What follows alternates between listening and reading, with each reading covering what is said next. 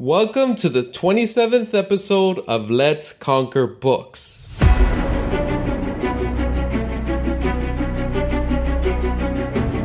W. Somerset Maugham said, "To acquire the habit of reading is to construct yourself a refuge from almost all the miseries of life." In this episode, I talk about the importance of context, or what others call as fluff, which provides you with the author's, not the reader's context, social context, historical context, cultural context, ideological context when reading a book. So let's get into it.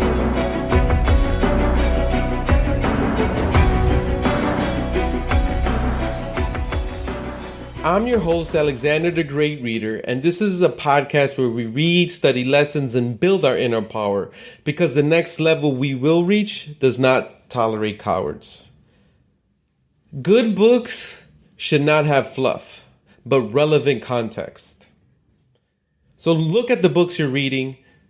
Make sure that the reviews are good, that go on Goodreads, go on Amazon, and look at the reviews. Look at what people are saying. If it's full of fluff, people will tell you. Now, fluff is considered just filling up pages to make a book appear big and well written. Most people don't understand the concept of context and are just looking for shortcuts. They just want to use very little time to get the most out of that book.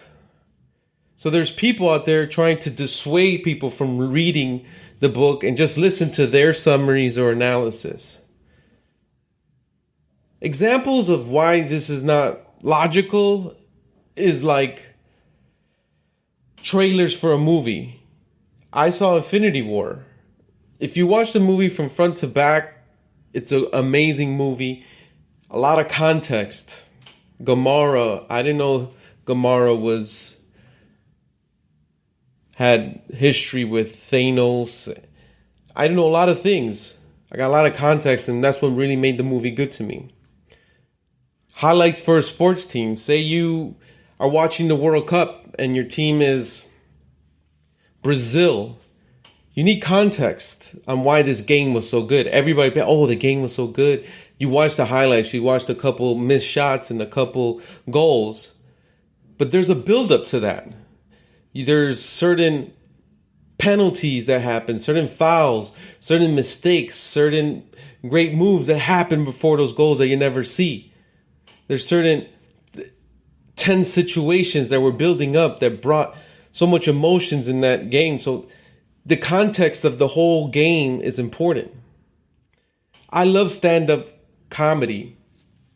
You cannot just listen to the punchline, the one or two lines before the joke. There's a lot of context that's being built up to the joke. You don't listen to just snippets of a song. You don't listen to the chorus and gauge just, that chorus. I listened to the chorus of that song. That must be a great song. There's a lot that goes into the song. There's breakdowns, there's lyrics, there's introductions. And there's something I've heard a lot, especially from book readers, that the book was not as good as the movie. The movie was not as good as the book. I hear that all the time. People say that about Ready Player One, saying about Jurassic Park, about The Matrix, all these movies that are based on books, they always say the book is better. Now, the first one is the author's context versus the reader's context. I'm going to use Ray Dalio's book Principles to give you an example. So if you just read Principles and figure out how to apply what is being said about these principles, I can go ahead and use my context. I'm the reader and say, I'm a high school dropout. I'm not a billionaire like Ray Dalio. I'm nowhere near close to it. I don't have a company, let alone hundreds of employees. So my conclusion could be like, these principles are great, but they don't work for me. Now, if you take the author's context, that's what you always do, is take the author's context. That's why reading the whole book, because that book starts out talking about Ray Dalio's life, that he used to be a caddy, and that was his introduction to the markets, that he didn't do good in high school, but his maturity and understanding helped him to understand that he was going to do good in college. He ended up doing good in college. His business failures. You understand how he failed in business, that he thought that the market was going to move a certain way, and it did, but he still lost. So he had to completely dissolve his company, and it went down to like him and maybe 2 employees from hundreds of employees. You see that he really got into algorithms, and he was running his fund off algorithms. You see that he started studying patterns and really get into history and understanding patterns. You see that he created principles later on in his life and understanding the importance of principles and how he had them in his own life and in his business, which led him to create the best work environment. Year after year is being rated in the top, 3 to 5 business environments of all companies here in the United States.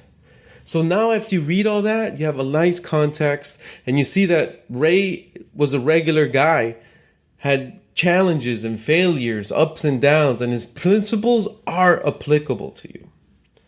Next one is social context. I'm going to use Jocko Willink. He wrote Extreme Ownership for this example. So the social context is he's from the United States, and he's a military man, and the military has a lot of influence on the society of United States. And when it comes to military, in our society, Navy SEALs, they're the most elite. They have to go through hell to become a SEAL. And they are used for very special operations. He became a commander of a SEAL team in Iraq, a very special operation on the war on terror after the United States got attacked for 9/11. He was in the Battle of Ramadi and led that team to win that victory. And he was famous for having the American Sniper, the movie, that same sniper was on his team. Here in America, the United States, people love mixed martial arts. He's a black belt in Brazilian Jiu-Jitsu under Dean Lester. So there's some social context. You can understand his society. So when you read Extreme Ownership, you find all this out inside the book. And there's context to his advice, to his strategies, to the way of living he has, his principles. And it brings more out of the book of just reading someone's summary or analysis, or just taking the principle and trying to figure out yourself. Next is historical context. I'm going to use End the Fed by Ron Paul, another great book. Now, reading this book, I got an historical context about the Federal Reserve. I didn't know it was created by the Morgans, the Rockefellers, on some secret island. And it's a weird time, so nobody knows what's going on, and it could be voted on very late at night. Very, very suspicious activity going on when the creation of this Federal Reserve was created. I learned that the Fed has never been audited. They have no transparency. They have no accountability. No one oversees them. I learned about the history of inflation, and he explained that it's a hidden tax. They keep printing money. And this is how they finance these wars that America gets into.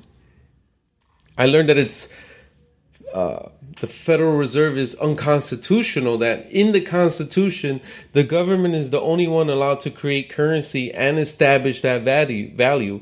The Federal Reserve is its private institution, has nothing to do. It does monetary policy, whereas Congress does fiscal policy. So now I have all this historical context on this movement that's called End the Fed. Instead of just going along what people say on television or getting the summary from somebody of this book, you have historical context. You're creating an intelligent and knowledge base.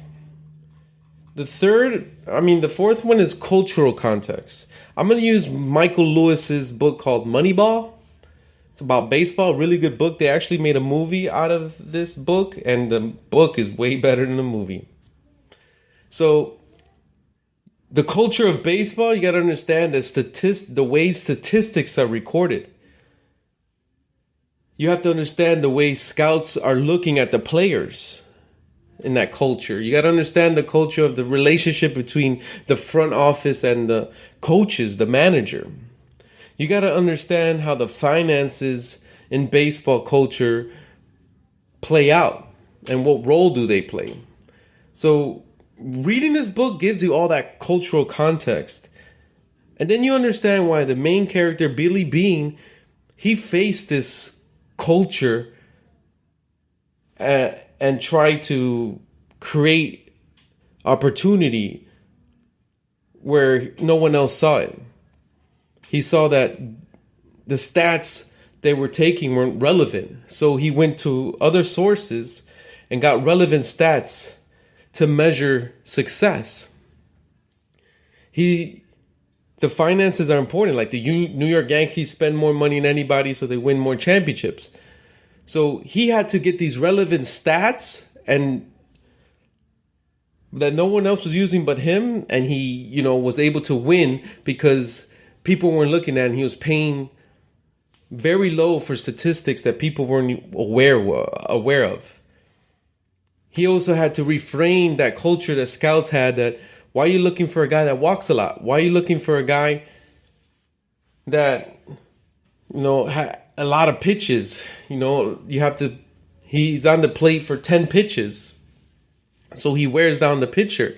So scouts were looking for different skills and prospects that they never had before. He had to break the tradition that coaches had all this power. In that culture, coaches had all the power and they were the kings. He broke that down. He became the king, and his decision. And if you weren't with it, you were out. Now, the fifth is the ideological context. I'm going to use this Gary Vaynerchuk. Online, he's known as Gary V. His new book that is amazing. I listened to the audiobook and I read the book this year. I recommend him. He has a lot of ideologies. He thinks that the internet has evened the playing field. Authors now can publish books online for very cheap and have them on Amazon, distribute them easily. Professionals can create courses, like accountants, personal trainers can create courses. You have Udemy. So now having a personal trainer is not restricted to his local area. He can create a course online and scale throughout the world. If you want to have a radio station or be a radio personality, now with the internet, you can create podcasts. He has the ideology of the power of social media. He talks about Facebook and Instagram ads, how you can target these things very specifically to really build your brand, build the business, have lots of sales. He has a long-term ideology. He talks about eating shit. And that term, he's just saying you work a lot. Work for free, do things for others. For a long time, you're just working, building that value, building the skill set. Because later, it's all going to come to fruition. He talks about putting a lot of time engaging with the audience and clients or prospects. So the best way to create relevant content is to do that, to engage with your audience, to spend time with clients, spend time with prospects. You get insight on trends. You create value for yourself by doing that too, because people are like, wow, this man is over here giving me advice on relevant topics for me. He also has this ideology called give, ask, or jab, hook. So give, and then ask for something. So if you're selling something, selling financial advice, or if you're a financial advisor and you're looking for clients, just give free tips, and then say, hey, by the way, I'm a financial advisor. Here's my information. He also has the ideology of loving the process, not the results. He talks about buying the jets, but that's not what's in love is buying the jets. It's the process of creating that wealth, going through the ups and downs of learning new skills, creating new values. It's the process that you gotta fall in love. So reading the book, you get all this ideological context about Gary Vee, which makes this book amazing, because then you understand everything he's giving you, all the advice, and you understand why it's so powerful. So there you have it. Action for the episode is, read the book front to back. Make sure you're reading the book with the author's context. Put yourself in the author's shoes, not your own. So when you're reading, look throughout the book for social, historical, cultural, or ideological context to really bring that book to life. I want to thank all the listeners. The podcast is now over 1,300 plays and downloads. The reading challenge, I'm at 98 books out of 100. Probably should be at 100 next week. I need to change that goal, make it maybe 120. Let's connect on Twitter. Spend a lot of time on Instagram and Facebook, a little bit. All the links are in the description. I'm looking for people to interview, looking for show ideas, looking for maybe feedback, anything. Let's connect on Twitter, Instagram, and feedback. I'll catch you on the next one.